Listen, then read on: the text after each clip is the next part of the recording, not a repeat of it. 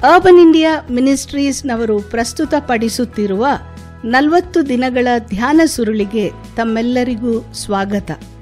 ಈ 40 ದಿನಗಳ ಧ್ಯಾನಗಳು doctor PC. Matthew ಮತ್ತು ಶ್ರೀಮತಿ ಸಿಬಿ ಮ್ಯಾಥ್ಯೂ ಅವರು ರಚಿಸಿದ ಧ್ಯಾನಗಳಾಗಿವೆ.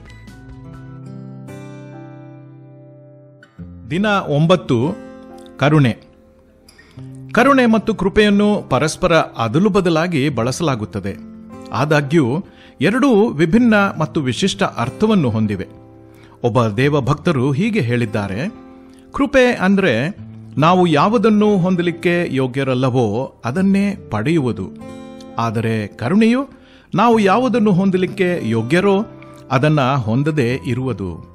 ನಮ್ಮ ಪಾಪಗಳಿಗಾಗಿ ಯೋಗ್ಯವಾಗಿ ಸಿಗತಕ್ಕ ಶಿಕ್ಷೆ ಮತ್ತು ದಂಡನೆಯು ಸಿಗದೇ ಇರುವುದೇ ಕರುಣೆ. ದೇವರ ಕುಟುಂಬವನ್ನು ಹತ್ತಿರದಿಂದ ನೋಡಿ ಅವರು ಮಾನವ ಕುಲದೊಂದಿಗೆ ವ್ಯವಹರಿಸುವುದನ್ನು ನೋಡುವಾಗ ಆತನ ಕರುಣಾಮಯಿ ಗುಣ ಕಂಡುಬರುತ್ತದೆ. ನಮ್ಮ ಮೇಲಿನ ದೇವರ ಅಪಾರ ಕರುಣೆಯೇ ಆತನು ನಮ್ಮ ಪರವಾಗಿ ನಮ್ಮ ಸ್ಥಾನದಲ್ಲಿ ನರಳುವಂತೆ ಮಾಡಿತು. ತಂದೆ, ಮಗ ಮತ್ತು ಪವಿತ್ರಾತ್ಮ ದೇವರು ನಮ್ಮ ಸನ್ನಿಹಿತವಾದ ತೀರ್ಪನ್ನು ತಪ್ಪಿಸಿದರು ಮತ್ತು ಅದನ್ನು ತಮ್ಮ ಮೇಲೆ ಬರಮಾಡಿಕೊಂಡರು. ದೇವರ ಪವಿತ್ರತೆ ಮತ್ತು ಆತನ ಪರಿಶುದ್ಧತೆಯು ನಮ್ಮ ಯಾವುದೇ ಮಾನವ ಪ್ರಯತ್ನಗಳಿಗೆ ಸಾಟಿಯಲ್ಲ. ಆತನ ಪವಿತ್ರತೆಯು ಯಾವುದೇ ಕೆಟ್ಟದ್ದನ್ನು ಸಹಿಸುವುದಿಲ್ಲ. ಈ ಸಾಟಿ ಇಲ್ಲದ ಪವಿತ್ರತೆಯು ನಾವು ಆತನೊಂದಿಗೆ ಸಂಬಂಧ ಹೊಂದಲು ಅಥವಾ ಆತನೊಂದಿಗೆ ಶಾಶ್ವತವಾಗಿ ಬದುಕಲು ಅನುಮತಿಸುವುದಿಲ್ಲ. ಆದ್ದರಿಂದ ಆತನ ಮಗನ ಮರಣ ಅಗತ್ಯವಾಗಿತ್ತು.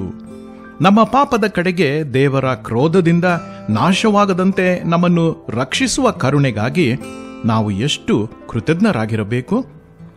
ಪ್ರವಾದಿ ಮೀಕನು ಇಸ್ರಾಯೇಲರಿಗೆ ದೇವರ ಹೃದಯವನ್ನು ಪ್ರಕಟಿಸಿ ತನ್ನ ಜನರಿಂದ ದೇವರ ಅಪೇಕ್ಷೆಗಳನ್ನು ತಿಳಿಸಿದನು. ಮೀಕ 6ನೇ ಅಧ್ಯಾಯ 8ನೇ ವಚನ ಹೇಳುತ್ತದೆ: ನ್ಯಾಯವನ್ನು ಆಚರಿಸುವುದು, ಕರುಣೆಯಲ್ಲಿ ಆಸಕ್ತನಾಗಿರುವುದು. ತನ್ನಿಂದ ಅನಂತ ಕರುಣೆಯನ್ನು ಪಡೆದ ತನ್ನ ಜನರು ಇತರರಿಗೆ ಕರುಣೆಯನ್ನ ತೋರಿಸಿ ಹಂಚಿಕೊಳ್ಳಲು ಬಯಸುತ್ತಾನೆ.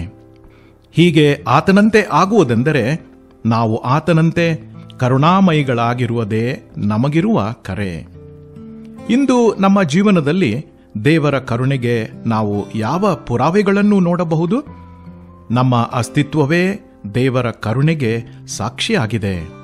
ಕ್ರಿಸ್ತನು ನಮಗೆ ಅರ್ಹವಾದ ದೇವರ ಕೋಪವನ್ನು ಸಹಿಸಿಕೊಳ್ಳದಿದ್ದರೆ ನಾವು ಬಹಳ ಹಿಂದೆಯೇ ಆತನ ಕೋಪದ ಗುರಿಯಾಗಿ ನಾಶವಾಗುತ್ತಿದ್ದೆವು. ಎಂತಹ ಮಹಾ ಕರುಣೆ ನಮಗೆ ನೀಡಲಾಗಿದೆ! ಶಾಶ್ವತ ಮರಣದ ಬದಲಿಗೆ ಶಾಶ್ವತ ಜೀವನ. ಈ ಕರುಣೆಗಳಿಂದಾಗಿ ನಾವು ಅಸ್ತಿತ್ವದಲ್ಲಿ ಇದ್ದೇವೆ.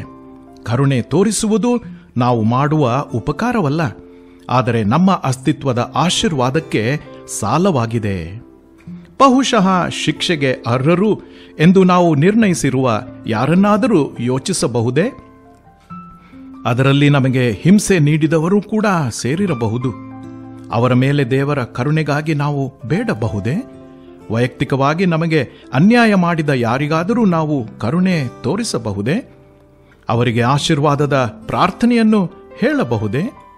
ಯಾರಿಗಾದರೂ ಅವರು ನಮ್ಮ ವಿರುದ್ಧ ಮಾಡಿದ ಪಾಪದ ಆಧಾರದ ಮೇಲೆ ಅವರು ಶಿಕ್ಷೆಗೆ ಅರ್ಹರು ಎಂದು ನಾವು ಭಾವಿಸದೆ ಅವರಿಗೆ ಕರುಣೆಯ ಕಾರ್ಯಗಳನ್ನು ತೋರಿಸಬಹುದೇ? ಪ್ರಾರ್ಥಿಸೋಣ.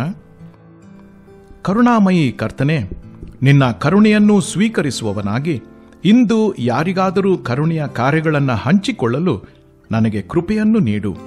ನಿನ್ನ ಆತ್ಮನ ಮೂಲಕ ಕರುಣೆಯಿಂದ ಬದುಕಲು ನನಗೆ ಅನುವು ಮಾಡಿಕೊಡು. ಯೇಸುವಿನ ನಾಮದಲ್ಲಿ ಆಮೆನ್. ಈ ಧ್ಯಾನಗಳು ನಿಮಗೆ ಆಶೀರ್ವಾದವಾಗಿವೆ ಎಂದು ನಂಬುತ್ತೇವೆ. ಇದನ್ನು ನಿಮ್ಮ ಕುಟುಂಬ ಮತ್ತು ಸ್ನೇಹಿತರಿಗೂ ಸಹ ಕಳುಹಿಸಿರಿ.